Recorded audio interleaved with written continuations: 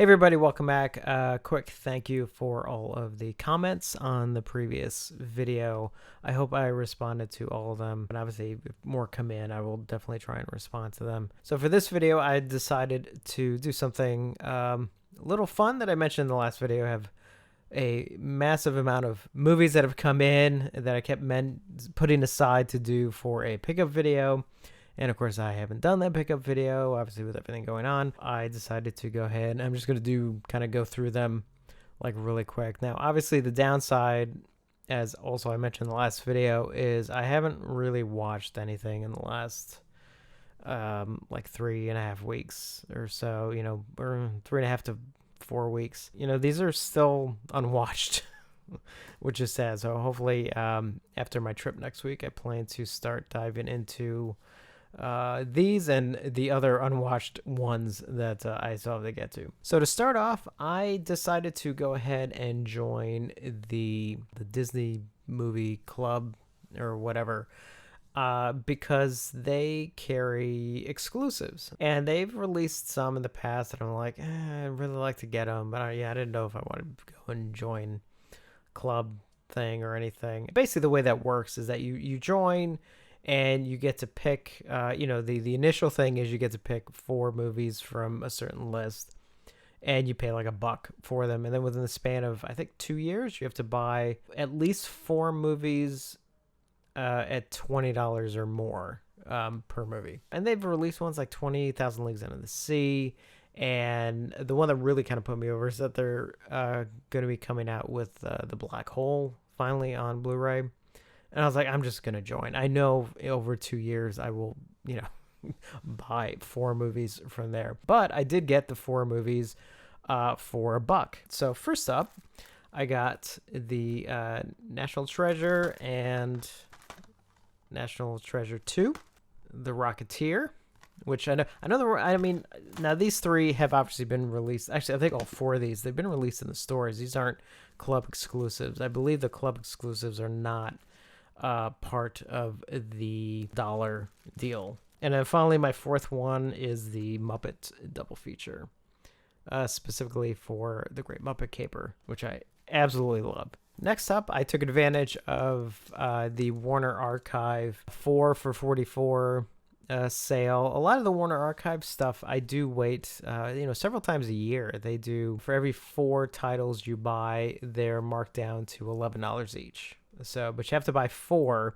at a time. Now, obviously, you can buy them in multiples of 4, but that's the only way you can get them at $11 each. So I usually wait and get them and get a bunch of them there. Let's see. I got Death Trap, which is a really good movie. I haven't actually seen it in a couple of years, so I'm looking forward to revisiting it. And then the Gene Hackman film Night Moves. Huge Steve Martin fan, so I had to get The Man with Two Brains. And then finally, the Michael Cimino film, Year of the Dragon. And again, these are movies that I've gotten over the last couple months. Some of them were pre-orders, some of them were sale items and whatnot. This one I've been wanting actually for a while, and it finally went on sale. And this is the theatrical cut of Stripes, which Stripes is like one of my favorite comedies. And I've always wanted the theatrical cut. The Blu-ray that's been out for years is only the longer cut. Usually I don't mind longer cuts of films, but for me, the longer cut of Stripes really doesn't work. There is a very long sequence. If you know the movie, there's a scene that is added, and I say scene loosely because I swear the thing's like 20 minutes, where they go off to like Africa and everything, and it's just like, it's absurd. If you like it, that's fine. I don't. Man, I was like, why isn't the theatrical cut just on? Like, why not have a release that has both cuts on at least to choose from? But apparently the theatrical was not an option, so the only way you can get it is from Sony's unfortunate Blu-ray on demand thing. And unfortunately, it's not a pressed disc, it is a burn disc kind of thing. And it was always pricey. It was always about $22 or something like that. And it went down sale for $15 on Amazon. I was like, that's low enough. I'll get it because I love Stripes. And no, there are no special features or anything on it. And it's funny because I think in a previous video I was like, I'm not really into steelbooks as much as I used to, and here I have 2. But now the first one was not an option. If I wanted it, the only option was to get the Steelbook. And this just came in. This is Humanoids from the Deep, the new Scream Factory release, which has the new transfer and everything, as they're doing with a lot of the Roger Corman films. Looking forward to seeing the new one, because Piranha, for example, looks fantastic. The new Piranha release. It gives me hope for the rest of them. And then finally, I got the Arrow Steelbook of Weird Science. I love, all the John Hughes films. Love Weird Science. The reason why I decided to go with the Steelbook version was obviously because it has the original poster artwork. Now, I do know the normal Blu-ray does have the reversible cover, but I don't know. For some reason, this as a Steelbook, actually, I must admit it kind of jumped out at me. That was the kid me being like, I really want that. And then finally, I took advantage of, not finally, I got a whole other stack to go through. I took advantage of the Barnes & Noble 50% off sale on Criterion titles, and depending on when you're watching it, it is still July. That sale is still going on. So every July and November, Barnes & Noble has throughout the month 50% off all Criterion titles. So if you're eyeing that new Godzilla, I haven't done a video on it yet. If you're eyeing that new Godzilla set that they're going to be releasing in October, just wait till November and get it through Barnes & Noble, and you get it for half off. So first up, I got the Jim Jarmusch Stranger Than Paradise. This was a big deal, especially obviously when I went to film school, it was mentioned a lot. Because Stranger Than Paradise was sort of the next wave of independent films that started in the mid-'80s, really carried over into the '90s. It was one that he financed on his own, and it got picked up and released. And that opened up doors, eventually for films like She's Gotta Have It and a bunch of other films as they started to come out, kind of thing, where it's like you could make a film independently, get it picked up by a major studio, even a minor studio, but still get it released in theaters. Which is, it's not like it was new. Obviously, it's been happening for, decades and decades and decades. But it was the fact that even on the what I would call the micro level in some ways, it was definitely a big deal. And then finally, for the Criterion stuff, I got two David Lynch films. So I finally got Mulholland Drive, and I did finally get, which I'm very excited, I think I've been waiting to get this one, Blue Velvet, which I love. I think Blue Velvet, and everyone has their own take on which David Lynch film is their favorite. And I keep going back and forth between Blue Velvet and Wild at Heart. I think a lot of that comes down to which one I watched last. Two titles I got from Ronin. So the first one is an independent release of the film Robot Ninja, which I think actually might be sold out. You might be able to get it actually directly from the production company itself, perhaps. And what's cool about this one is that it is also signed by the director. And the other one I got from Ronin, which just came in today, is the new Scorpion release of Terror Train.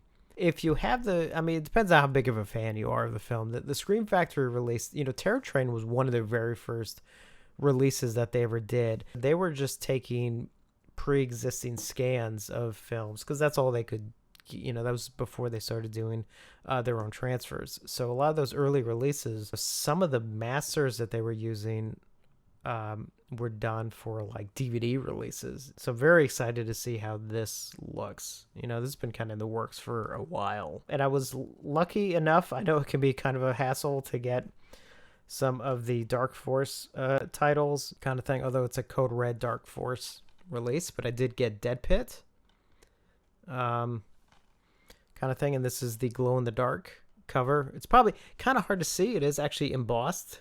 You can't really tell here, but it's a very, very nice. I know they made such a big deal about the cover and the slip cover, but it actually is a very, very nice slip cover. So I just wish it was a little bit easier to get their titles. I literally just happened to be online. I think it was actually 4th of July, if I remember correctly. I just happened to be online. I was, killing some time in, it was the early evening, and I saw that they posted that it was now for sale, and I was like, oh crap. And of course now it's like you can't get it without going to eBay and scalpers and crap. And I got in my Severin order, which was from the Memorial Day. Was it Memorial Day? Memorial Day weekend sale that they had. Just got it. Well, I didn't just get it. I got it like a month ago. But it's been sitting here for a month. So first up, though, I did take advantage of getting the slip cover for Beyond the Darkness. Beyond the Darkness was released, maybe theatrically, definitely for sure on video, as Buried Alive. And if you were a kid like me, you remember the VHS cover of Beyond the Darkness, aka Buried Alive, with this cover. And so they offered it as just a thing if you wanted to buy this. And what I love, it even has the warning label that was also like on the back of the VHS.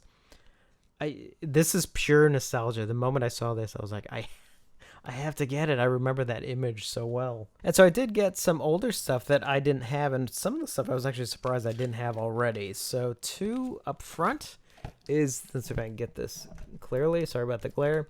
Part 1 and part 2 of the Video Nasties sort of documentary series thing that they did. It is DVD only, but that's fine. I can't believe I didn't already have these. I was like, because I was kind of looking, I was like, I never got those, did I? So decided to finally change that. And I did get the Kung Fu trailers, sort of, the 2 releases, which is a bunch of Kung Fu trailers. I love these trailer compilations and stuff. I have a bunch of other releases as well. I mean, I just absolutely love them. So I kind of like the fact, too, when they're themed, too, which is nice. So the fact that these are all Kung Fu trailers, it's fantastic. And I did finally get The Uncanny, which I want to check out. And then some of their newer ones, The Beast in Heat. Look at that cover. Oh, that's a great cover. And then Robo War, which is basically like a Predator ripoff. My buddy Lyndall was actually sending me clips as he was watching it. Some of it's actually almost verbatim from Predator. This is from Claudio Fragasso and Bruno Mattei. So just saying those names should probably give you a good idea of what you're in for. And then finally, I got Night Killer, which came with this slipcover. It says Texas Chainsaw Massacre 3. Now, much like their release of... oh, no, I'm blanking on the name. That was released briefly as Terminator 2. And so they did a very funny slipcover that actually says Terminator 2. Oh, I'm blanking on that. Shocking Dark, right? Wasn't that the one that with the Terminator 2 cover? Anyway, but I mean, this was obviously released before Texas Chainsaw Massacre 3 ever came out, as they were trying to cash in on the name, even though it is just Night Killer. And then finally, I got their new release. It's a film I've never seen and looking forward to checking it out, and that is V, I believe it is pronounced. So very much excited to see this one. And then finally, and yes, I do mean finally, just my new Vinegar Syndrome titles that came in. So I think I mentioned in previous video, I did sign up for the subscription thing for this year. And if I can swing it, I definitely want to do it again for next year. I actually really do like, it's a lot of money up front. That's kind of the main thing. But if like me, you would probably end up getting almost all of their releases anyway. You save a boatload of money if you just, go for the subscription. So first up are the 2 adult titles. So The Pink Ladies, with a gorgeous slipcover, as Vinegar Syndrome is known for. And then finally, Mascara. And then the 2 horror titles is Play Dead.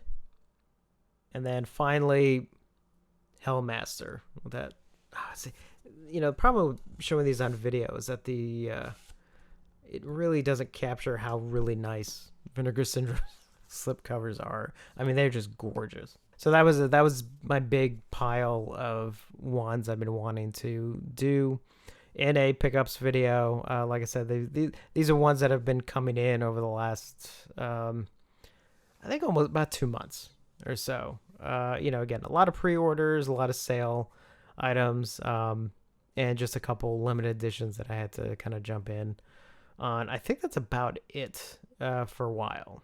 And of course, when I say that, I'm sure there'll be something that'll come up in the next day or two, and I'll be like, bye, bye, bye. Let me know your thoughts on any of these, if you've picked up any of these, if you've seen any of them. Let me know if what you think about them, obviously without spoilers, because again, I may not be able to watch anything until after my trip. As always, thank you for watching, and I will see you on the next one.